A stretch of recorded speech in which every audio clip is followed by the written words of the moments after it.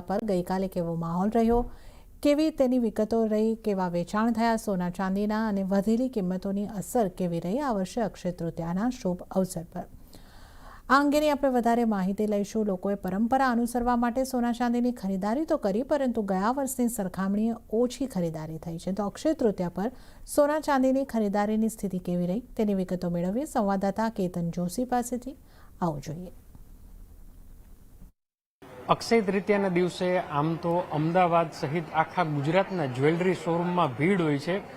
ગઈકાલે જ અક્ષય તૃતીયા હતી, રવિવાર પણ હતો, તો ખરેખર ભીડ થઈ છે। તો લોકો ખરીદવા માટે આવ્યા હતા, લોકોનો ફૂટફોલ કેવો છે એ જાણવા માટે અત્યારે આપણે ઉપસ્થિત થી એવી જ્વેલર્સમાં, તો એમના ડાયરેક્ટર મનોજ સોની સાથે વાત કરીએ। મનોજભાઈ, જે રીતે ભાવ વધ્યા છે, લોકોનો ઉત્સાહ કેવો હતો અને ખરીદી કઈ રીતે થઈ ઓવરઓલ?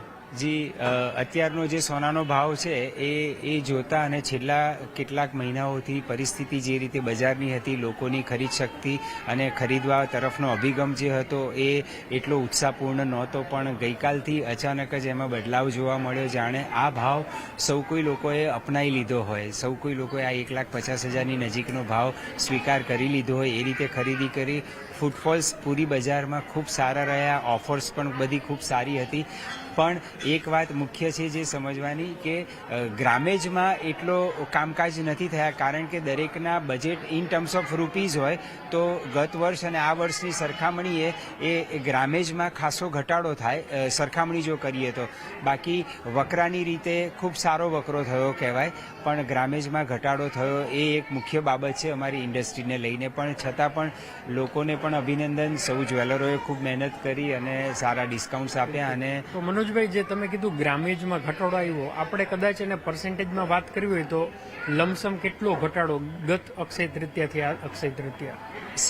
સીધો હિસાબ છે કે ગઈ સાલ અને એના આગલા સમયમાં 70-80 હજારના લાખ રૂપિયાની અંદરના ભાવ હતા, અત્યારે 1,60,000ની નજીકના ભાવો છે।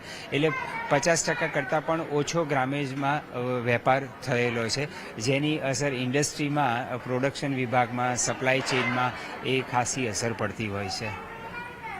તો ચોક્કસપણે આપણે એવું કહી શકાય કે ગ્રામેજની અંદર 50%નો ઘટાડો, એટલે કે માની લો કે અમદાવાદમાં ગત વર્ષે 10 કરોડનું સોનું વેચાયું હોય તો એ રૂપીઝના ટર્મ્સમાં બરાબર છે, પરંતુ જે વજનની વાત છે એમાં 50% જેવો ઘટાડો જોવા મળ્યો છે, પરંતુ લોકોનો ઉત્સાહ તો અવિરત છે। જી,